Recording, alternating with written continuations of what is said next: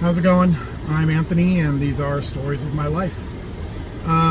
For those of you who are just joining us and may have missed the first two videos, the reason I'm making these is it's kind of a therapeutic tool for me.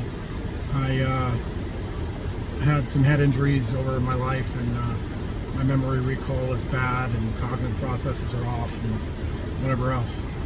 But anyway, the doctors have said that maybe I should make videos like this to kind of get some of my memories on record, and then also hopefully get feedback from people who are involved, and maybe they can share some details that I might have forgotten, and hopefully spawn some new memories, or at least enhance the old memories. So at any rate, I'm sure you understand. Please forgive the sweat. I just got done with some PT, and it is a little over 100 degrees outside already. And yeah. So this next event takes place in 1985. I was 7 years old. Now, between the last video when I was 5 and this one, my family moved from the house at 2722 Kathleen Street in Riverside, California, that we were renting, to the house that we purchased at 2917 Gertrude Street, which, go down the street from the last house, make a right at Lincoln, make a left at Gertrude, 1 block away, and then 2 houses on the right. That's what it is. So it's real close to the other one. And I like this house. This house is essentially my childhood house. If you're looking at it from the front, you can probably pull it up on Google Earth and look at the street view, but you got garage, front door, little kitchen window. We had a swing out front, and then there's a window on the right, which was our video game room, essentially our computer room. And we had, the Atari 2600 and whatever else up there. And then my room was next to that on the right. Funny thing about the computer room is we had all this like Atari games and Atari computers, and my dad, it was kind of when video games first came out. New generations don't get this, that video games are kind of a new thing, but I used to play these video games. I was so freaking good at them that the scores at the top, I'd literally get all 9s. Like, it didn't go any higher. And my dad one day saw that I would do this quite regularly, and he started taking pictures of the scores, and he would send them into Atari magazine. And I'd do this on games like Sequest, Frostbite. There was a few of them. I don't remember what they all were, but anyway, I'd max these scores out, and my dad would send the pictures to Atari magazine, and I would legit get a picture of me and my score printed up in the next issue of Atari magazine. And Atari would send me all kinds of patches and stickers and whatever other Atari stuff, and sometimes they'd even send games, free games, like whatever the latest game was that they would send us for free, because I did that. So it was kind of cool, but at some point you get old and slow. Let's see, my room was, on the right, and then to the right of my room was this, we had an RV parking, but you couldn't get in there because there was a giant tree in the way. My dad put a tree house in it, a little rope hanging down. Let's see, in the back we had this beautiful grass, because my dad was a horticulturist, so everything was nice. Rose bushes up against that fence on the left. This beautiful patio with a wooden overhang and vines and plants and whatever else hanging from it. And then all around the back we had more roses, and then a garden, kind of like I described in the first video, up against the fence that kind of blocked off the pool area. We had this rectangular pool that we'd always swim in.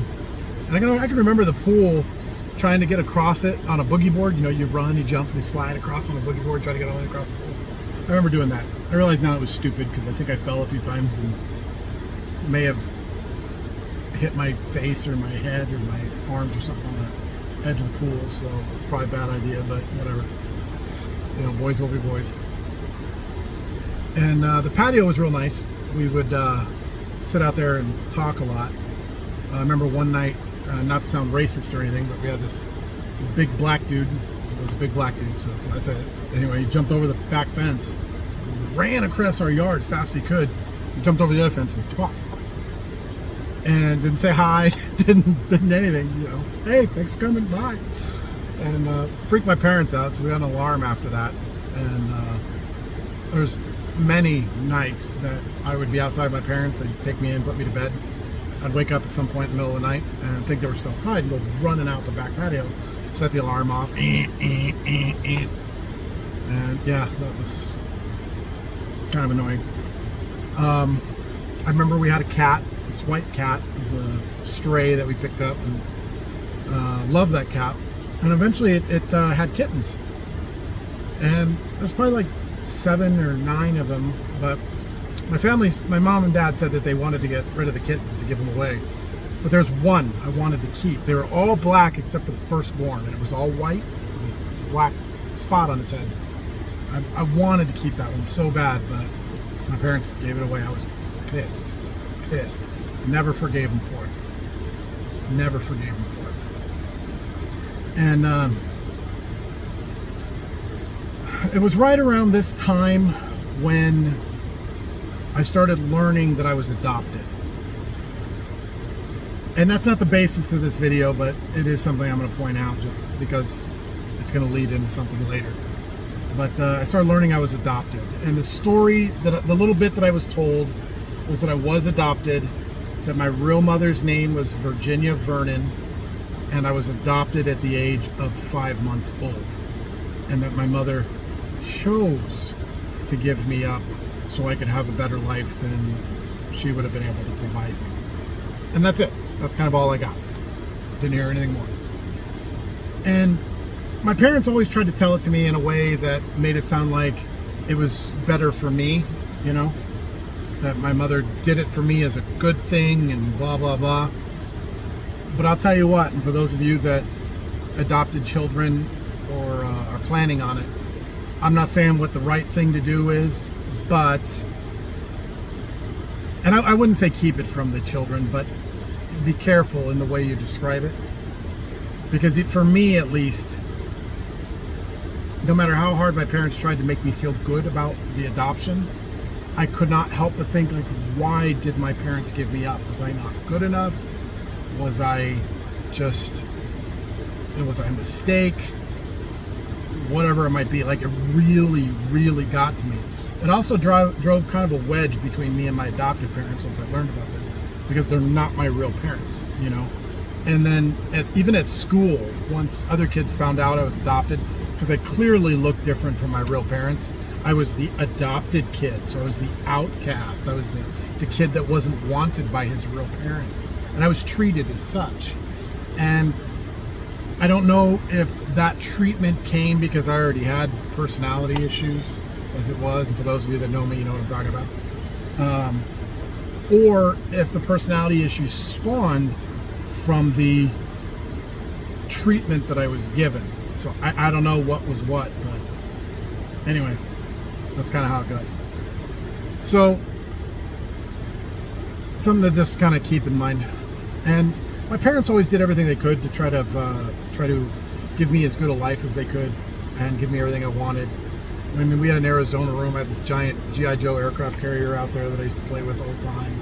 I had every toy you can imagine. I mean, I got a canary that I wanted. It was more my mom's canary, but you know, it was a little bird, a little yellow bird named Tweety Bird. Ended up getting an infection in its leg, lost its leg, eventually died. But I mean, you name it, my parents gave it to me.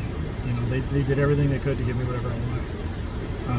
I can remember even going to sleep at night. My mother would play the piano every night before I would go to bed. Funny thing is about that too, is I remember my mom sat down one time to play the piano. I sat down next to her and was listening to her play, and I literally went up to the keys and I was like, ding, ding, ding, ding, and then boom, I just busted out into the music. And my mom just about crapped herself. She couldn't believe it because I was able to play. And I guess I was told I was able to play by ear, whatever that means. But anyway, that's kind of the run up leading up to this. I mean, on the street itself, we had this guy next door that was kind of an asshole. My dad got into a fight with him once, and ended up hitting my dad with a shovel. Across the street, we had a kid named Danny and his sister. A couple houses down, we had another kid that was kind of a jerk. Down the road on the right, we had this beautiful blonde girl who used to babysit me. Down on the left, this other cute girl named Valerie. Her brother Scott used to play with them all the time. And then down on the right, at the end of the road, was another kid. For the life of me, I don't remember his name, but I used to hang out with him all the time. But actual events, I don't really remember any. But this particular one, my parents and I used to always go on family trips. And we went out to the beach. And it was Corona Del Mar. And it was out at the tide pools. And we're walking around on the rocks. And at some point, waves came in and took me off the rocks. I don't know if it was the wave coming in or the wave going out, but one of them took me off the rocks. My parents didn't see me go down. You know, they happened to, at that moment, be in front of me, had their backs to me. But when the wave took me off the rocks, I fell into the water between two of the large rocks, so right into that wedge. And it was the weirdest thing, because I remember going under the water. That's how clear I can remember. I remember going under the water and getting stuck. And I can remember feeling the rip current or whatever it was try to pull me out, but it couldn't because there was a rock there. And I ended up opening up my eyes because I was trying to swim to the surface, but with the way the water was, it felt weird, so I wasn't sure I was even getting to the surface. So I tried to swim up, opened my eyes, and I don't remember them stinging or anything. I imagine they would with salt water. But everything was just, it was really neat looking. I looked around, there was little bubbles, and I could see little particulates in the water, little fish, and all that. And I can remember the waves going in, coming out, going in, coming out, and going in again. And then I realized that I wasn't able to make it to the surface. And I could actually see onto the surface, you know, out the top, my parents, you know, it's a distorted view of my parents looking for me, trying to find me, but they had no idea where I went in the water. And when I realized I couldn't get up there, and I could feel that I was losing my oxygen. I hadn't breathed any water in or anything at this point, but once I realized I was losing my oxygen, it occurred to me I was about to die. I was like, oh my gosh, I'm gonna die. But what was interesting about that is I wasn't afraid. I wasn't scared at all. Not even in the slightest. Everything was just, it was peaceful. I don't know. I don't know how else to put it. I had accepted that I was going to die, and that was that. I was totally okay with it. And I remember just looking up at my parents and just, okay, well, here we go. And out of nowhere, all of a sudden this figure comes up to exactly where I went in the water. And then I see this hand through the water, reach down to me, grab me, and pull me out. After all that time, the guy didn't even have to look around, just reached in, bloosh, pulled me out. But it happened in slow motion, which is what was weird. Anyway, he reaches in, he grabs me, he pulls me out, and stands me up on my feet. Of course, my parents freaking out and run up to me to hug me and everything. And the guy didn't say a word to my parents, to me, to anybody around. He just set me down, turned around, and walked away. And I can, if I remember right, it was a male. He had darker hair, shorter hair, like a white shirt on and some kind of shorts. I almost want to say like a khaki shorts, but I don't remember footwear or the way he looked or anything like that. I don't remember that, because I only really saw the back of his head. But yeah, I just walked away, didn't say a word, just gone. And that was that. It was the weirdest thing, you know.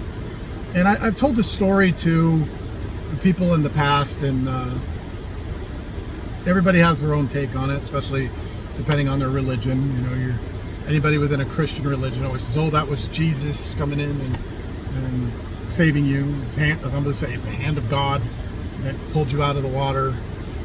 Others say it was Allah or whatever Hindu god or whatever it might be. I've talked to a lot of different people about it, and every one of them all kind of spins their religious take on it. And I'm not religious by any means. I am spiritual. I do believe there's a higher power and whatever else. I'm not going to get into that. You don't need to know that. But all I know is that in a moment that I legitimately was about to die, I was at peace, and some random figure out of nowhere happened to know exactly where I was, reached in, pulled me away from death, set me down, and walked away. Didn't take any credit for it, didn't even get a chance to receive a thank you, just gone. So powers that be didn't want me to die at that moment, I guess. Anyway, that's the story. Take it how you want. If you've got something like it, please feel free to leave a comment. I'd love to hear it. Anyway, I appreciate you watching.